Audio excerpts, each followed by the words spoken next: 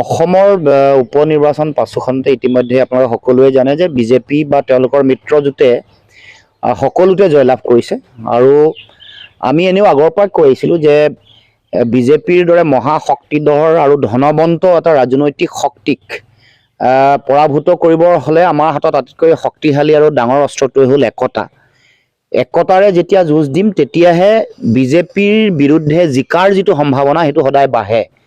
আশাবাদী জয়লাভৰ যিটো ৰাজনৈতিক যিটো পৰিৱেশ সেইটো কেৱল মাত্ৰ একতাৰ মাজত নিহিত হৈ আছে, সেইটো কথা আমি বহুবাৰ কৈছোঁ আৰু সেইকাৰণে এক হৈ থকাৰ কাৰণে আমি শেষৰলৈকে প্ৰচেষ্টা অব্যাহত ৰাখিছিলোঁ। যেতিয়া আসন ভাগ বতৰাৰ কথা যেতিয়া আহিছিলে তেতিয়াও এই কথা কৈছিলোঁ যে উপনিৰ্বাচন যিহেতু মূল নিৰ্বাচন ২৬ৰ নিৰ্বাচনলৈ এতিয়াও মাত্ৰ ১ বছৰ ৩ মাহ বা ৪ মাহহে বাকী আছে, গতিকে এই সময়ছোৱাত আমি লক্ষ্যটো ২৬ ল'ব লাগে আৰু ২৬ৰ কাৰণে আমি এতিয়া আধাৰটো প্ৰস্তুত কৰিব লাগে আৰু সেইকাৰণে মানুহৰ মাজত একতাৰ শক্তি একতাৰ জোৰটো যাতে ঠিকে থাকে তাৰ কাৰণে ৰণকৌশল তৈয়াৰ কৰিব লাগে। যিটো কথা আমি দেখিলোঁ যে কংগ্ৰেছে কথাটো বুজি নোপোৱাৰ ফলত আজি এটা তেনেকুৱা পৰিৱেশ হৈছে।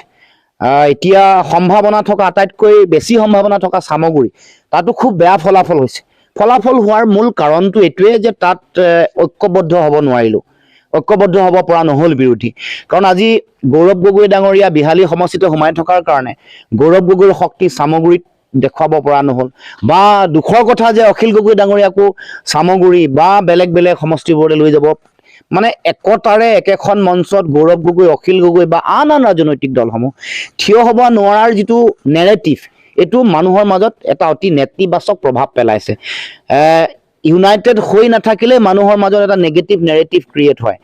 সেইকাৰণে আমি ভাবোঁ যে আটাইতকৈ জিকিবৰ কাৰণে ষ্ট্ৰং নেৰেটিভটোৱে হ'ল ইউনিটি। অকল আমি ইউনাইটেড হ'লেও নহ'ব, ফাইট দিব লাগিব, তাৰ কাৰণে ৰণকৌশল তৈয়াৰ কৰিব লাগিব।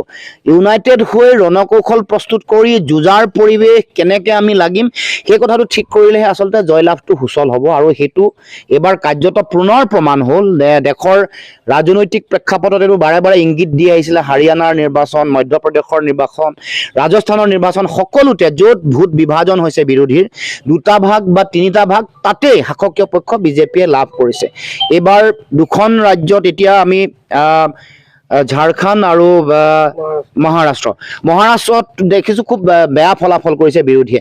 কাৰণটো আপোনালোকে সকলোৱে জানে, বহুদিনলৈকে বিৰোধীৰ মাজত চিট ভাগ বতৰণৰ এইটো অচলাৱস্থা থাকিলে, বিভিন্ন ধৰণৰ বাদ বিতংগা, বিভিন্ন ধৰণৰ ভুল বুজাবুজি, এটা সিদ্ধান্তত উপনীত হ'ব নোৱাৰা পৰিৱেশ, যিটোৱে মানুহৰ মাজত এটা হতাশাৰ পৰিৱেশ সৃষ্টি কৰে।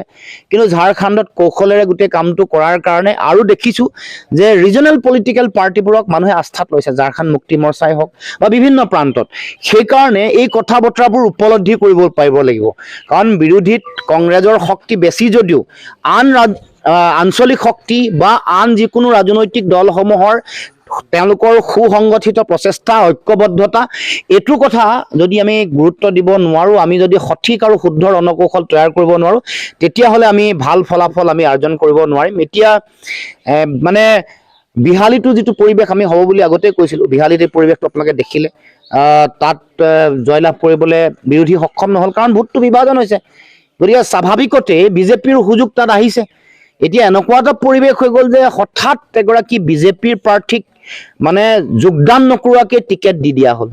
বিভিন্ন ধৰণৰ কথা বতৰা আহিলে, অভাৱ অভিযোগ আহিলে, এইবোৰ মই ভাবোঁ যে সুস্থ কথা নহয়। এইবোৰে এটা নেগেটিভ ইম্পেক্ট গোটেই পলিটিকেল এনভাইৰনমেণ্ট যিটো ৰাজনৈতিক প্ৰেক্ষাপট তাৰ ওপৰত প্ৰভাৱ পেলায়। টকা পইচাৰ লেনদেন হোৱা বুলি কথা, এই গোটেই কথা বতৰাবোৰ আচলতে ইমান এনেকৈ মুকলিমূৰীয়াকৈ কোনোবা সংবাদ জগতৰ সম্পাদকে অভিযোগ কৰিব পৰা হ'ল, কোনোবা কেবিনেট মন্ত্ৰীয়ে কৰিব পৰা হ'ল, তাৰ পাছত আৰু আমি দেখিলোঁ যে কোনো ধৰণৰ মানে তেওঁলোকে ব্যৱস্থা গ্ৰহণ নকৰিলে। বা মই এতিয়া কংগ্ৰেছৰ সভাপতিকে ক'ব কৈছোঁ, ভূপেন বৰা ডাঙৰীয়া এনেকুৱা ধৰণৰ অভিযোগ অহাৰ পাছত য'ত আমি সুস্থ আমি মানে এটা ব্যৱস্থা বিচাৰোঁ, য'ত গুণগত ৰাজনীতিৰ পৰিৱেশ বিচাৰোঁ, আজিলৈকে কিয় মানে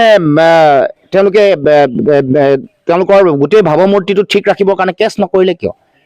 তেওঁলোকে কেছ কৰিব লাগিছিল যে এনেকুৱা ধৰণৰ বিষয়, তাকো ছ'চিয়েল মিডিয়া প্লেটফৰ্ম বা বিভিন্ন ধৰণে অভিযোগ আহিছে, কোনোবাই টুইটাৰত কৰিছে, তেওঁলোকে এই গোটেই কথাটোত তেওঁলোকে আচলতে ব্যৱস্থা গ্ৰহণ কৰিব লাগিছিল। সেইকাৰণে মই ভাবোঁ যে এই গোটেই পৰিৱেশটোৱে প্ৰেক্ষাপটটোৱে বিৰোধী মানুহৰ মাজত, বিৰোধী ভোটাৰবোৰ, বিৰোধী দলৰ সকলোৰে মাজত হতাশাৰ পৰিৱেশ সৃষ্টি কৰিলে, যাৰ ফলত আজি এনেকুৱা ধৰণৰ এটা ফলাফল আহিলে, 5-0 আহিলে।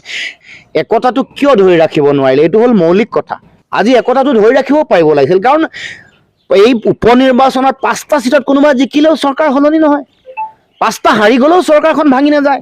কিন্তু একতাটোৰ ভেটিটো যিটো আমি তৈয়াৰ কৰিছিলোঁ লাহে লাহে, সেই ভেটিটোক শক্তিশালী আৰু সুদৃঢ় কৰাৰ দায়িত্ব আছিল। গতিকে ভুল কাৰ তেওঁলোকে বিশ্লেষণ কৰিব। সেইকাৰণে মই কৈছোঁ যে আজি ডিফেমেশ্যন কেছ, মানহানিৰ কেছ কিয় নিদিয়ে? পইচাৰ কথা যে আহিলে, ভূপেন বৰাকে কৈছোঁ, আপোনালোকে কিয় মানহানি কেছ নকৰে? এনেকুৱা ধৰণৰ এটা পৰিৱেশ সৃষ্টি যে হৈ গৈছে, আজি যে ধনৰ লেনদেন হোৱাৰ কথা মুকলি মূৰাকে ক'ব পৰা হ'ল। গতিকে এই কথা বতৰাবোৰ মই ভাবোঁ যাৰ কাৰণে আজি একতাটো যে আজি বন্ধকত দি দিয়া হ'ল, আমাৰ বিৰোধী ৰাজনৈতিক শক্তিৰ মাজত একতা যিটো ভাঙোন আহিলে, এই কথাটো আচলতে পুনৰ বিশ্লেষণ হোৱাটো প্ৰয়োজন। মই আজি যিহেতু ফলাফল আহিছে বিশেষ একো ক'ব খোজা নাই, এটাই স্পষ্টকৈ ক'ব পাৰোঁ যে একতা য'ত ভাঙিছে বেয়া ফলাফল হৈছে, য'ত এক হৈ আছে জয়ৰ সম্ভাৱনা, জিকিব বুলি নকওঁ, কিন্তু জয় হ'ব পৰা যিটো সম্ভাৱনাপূৰ্ণ যিটো পৰিৱেশ, সেইটো ৰাজনৈতিক পৰিৱেশটো গঢ় লৈ উঠে। গতিকে একতাৰ বিকল্প নাছিল উপ নিৰ্বাচনত। গতিকে এই কথাবোৰ যাতে সকলোৱে উপলব্ধি কৰে। গৌৰৱ গগৈ নিজৰ নৈতিক দায়িত্ব স্বীকাৰ কৰিছে, পৰাজয়ৰ তেওঁ নৈতিক দায়িত্ব স্বীকাৰ কৰিছে কিছু সময় পূৰ্বে। গৌৰৱ গগৈ কি ক'ব এইটোৰ ওপৰত? চাওক, প্ৰথম কথাটো হ'ল যে নিৰ্বাচন এটা কালেক্টিভ বস্তু, এইটো ব্যক্তিগত কোনো কথাৰ ইয়াত বিষয় আহিব নোৱাৰে। এইটো এটা কংগ্ৰেছৰ বিফলতা, ব্যক্তিগতভাৱে কোনোবাই কি কৈছে কি নাই মই এইটো নাজানো, কিন্তু এইটো এটা কালেক্টিভ বস্তু। এইটো না কোনো কেৰিজমেটিক বস্তু নহয় যে কোনোবা এজন মানুহে জিকাই লৈ যাব পাৰিব। মোদীয়ে 2014 চনত নিৰ্বাচন জিকাইছিল, মোদীৰ নেতৃত্বত নহয়, সংগঠন হৈছিল, বিজেপিৰ সংগঠন সকলো পৰ্যায়ত আছিল। গতিকে এইটো এটা নিৰ্বাচন, এইটো এটা কালেক্টিভ বস্তু, এটা ইয়াত সকলোৱে সামূহিক প্ৰচেষ্টাতহে নিৰ্বাচন জিকা যায়। গতিকে মই ভাবোঁ যে এইটো এটা একতা নোহোৱাৰ ফলশ্ৰুতিত এই পৰাজয় হৈছে। গতিকে উপলব্ধি কৰিব লাগিব, একতাটো ভাঙোন সৃষ্টি কৰাৰ কাৰণে কোনে ভাঙোন আনিলে বা কোনে এই কথাটো উপলব্ধি নকৰিলে, আজি চামগুৰিৰ দৰে সমষ্টি, আজি বঙাইগাঁৱৰ দৰে আঞ্চলিকতাবাদৰ প্ৰভুত্ব আধিপত্য থকা সমষ্টি, য'ত আজি আঞ্চলিকতাবাদী নেতাসকলৰ উপস্থিতি তাত নহ'ল, অখিল গগৈ ডাঙৰীয়া নহ'ল, অজিত ভূঞা ডাঙৰীয়া তালৈ যোৱা পৰিৱেশটো বন্ধ হৈ গ'ল, বা চামগুৰি আটাইতকৈ সম্ভাৱনাপূৰ্ণ য'ত হৰুৱাব পাৰিলে হ'লে সেই সমষ্টিটোত সেইসকল নেতা, গৌৰৱ গগৈ ডাঙৰীয়াও তালৈ নগ'ল, অখিল গগৈ ডাঙৰীয়া, অজিত ভূঞা নগ'ল। এই নোযোৱাৰ কাৰণে আজি ফলশ্ৰুতিত মানুহৰ মাজত হতাশা আহিছে যে তেওঁলোকেচোন একত্ৰিতই হৈ থাকিব নোৱাৰে, তেওঁলোকেচোন বিজেপিক হৰুৱাবলৈ তেওঁলোকৰ মন নাই নেকি? আচলতে এনেকুৱা ধৰণৰ ভাৱনা মানুহৰ মাজত আহিছে যে হৰুৱাবলৈ, বিজেপিক হৰাবৰ কাৰণে আমি একেলগে একত্ৰিতভাৱে যুঁজ দিয়াৰ পৰিৱেশটো আচলতে নাইকিয়া হোৱাৰ কাৰণে আজি এনেকুৱা ধৰণৰ ফলাফল। সাধাৰণ কথা, একতা নাথাকিলে এইটো এনেকুৱা ফলাফল আহিবই। যোৱাবাৰ জয়ন্ত বৰাই 23,000 ভোট পাইছিলে, CPIML আৰু কংগ্ৰেছৰ তেওঁলোকৰ যিটো যৌথ প্ৰাৰ্থী বিবেক দাসে 22,000 পাইছিলে, মুঠতে 45,000 ভোট। এইবাৰ তেওঁলোকে কংগ্ৰেছে পালে 41,000, CPIML দলে পালে 5,000 ভোট আৰু আপে পালে 1,000, 47,000 ভোট। বৰ বিশেষ পাৰ্থক্য অহা নাই। গতিকে ভোট এইটোৱে আছিলে, আৰু সকলো ধৰণৰ কথা বতৰা চাই সিদ্ধান্ত ল'ব লাগিব। আজিকালি ইমান উন্নত আধুনিক এটা পলিটিকেল ষ্ট্ৰেটেজি মেনেজমেণ্ট চলে। গতিকে তেওঁলোকে কংগ্ৰেছৰ দৰে এটা দক্ষ দল, কংগ্ৰেছৰ দৰে শক্তিশালী ষ্ট্ৰেটেজি মেনেজমেণ্টৰ কাৰণে বেলেগ বেলেগ এজেঞ্চি ব্যৱহাৰ কৰি থকা দলটোৱে কোনটো প্ৰয়োজন, প্ৰায়ৰিটিটো ফিক্স কৰিব লাগিব। ইউনিটিটো প্ৰায়ৰিটি আছে নাই? ইউনিটিৰ প্ৰায়ৰিটিৰ কাৰণে, ইউনিটি যদি প্ৰায়ৰিটিত আছে তেতিয়াহ'লে কেনেকৈ গোটেই ষ্ট্ৰেটেজি প্ৰফেচনেলি মেনেজমেণ্ট কৰিব লাগিছিলে এইটো তেওঁলোকে জনা দৰকাৰ। কাৰণে এটা সুযোগ পাইছোঁ, ফলাফলে আমাক সুবিধা দিছে। গতিকে তাৰ পাছত এই গোটেই বিষয়টোত যিসকলে একতা ভাঙিছে বা যোনে একতাটো গুৰুত্বপূৰ্ণ নহয় বুলি ভাবে, তেওঁলোকে উপলব্ধি কৰি তেওঁলোকে নিজে বুজি পাব লাগিব, আৰু তাৰ পিছত আমি কথা বতৰা পতাৰ এটা পৰিৱেশ থাকিব। আমিতো সদায় ভাবোঁ যে বিজেপিক উৎখাত কৰিবলৈ হ'লে একতাৰে যুঁজিব লাগিব। আজিও আমাৰ মূল লক্ষ্য বিজেপিক উৎখাত কৰা। সেইকাৰণে বহুত ধৰণৰ কথা বতৰা হোৱাৰ পাছতো, বহু দেৰিলৈকে তেওঁলোকে এই গোটেই কথাবোৰ ঠিক ছেটেল কৰি নিদিয়াৰ পাছতো আমি কেৱল মাত্ৰ অসমৰ মানুহৰ স্বাৰ্থত 26ৰ ৰাজনৈতিক ভৱিষ্যতটো আমি শক্তিশালী কৰাৰ স্বাৰ্থত আমি গোটেই বিষয়টো আগবঢ়াই লৈ গৈছিলোঁ। গতিকে সকলোৱে ভাবক, উপলব্ধি কৰক, উপলব্ধি কৰি বুজি তেওঁলোকে আগবাঢ়ি আহক।